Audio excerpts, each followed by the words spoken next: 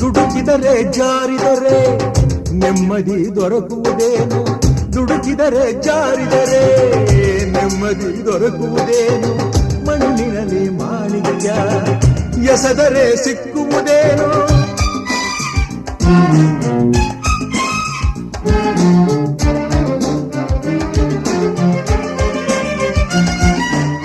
ನೆನಪಿನಲ್ಲಿ ಕೊರಗುತ್ತಿರೆ ಕಂಬನಿಯೇ ಗತಿ ನಿನಗೆ, ನೆನಪಿನಲ್ಲಿ ಕೊರಗುತ್ತಿರೆ ಕಂಬನಿಯೇ ಗತಿ ನಿನಗೆ. ಜೀವನದ ಕಥೆ ಹೀಗೆ ಕೊನೆ ತನಕ ಬೇಗೆ, ಕೊನೆ ತನಕ ಬೇಗೆ.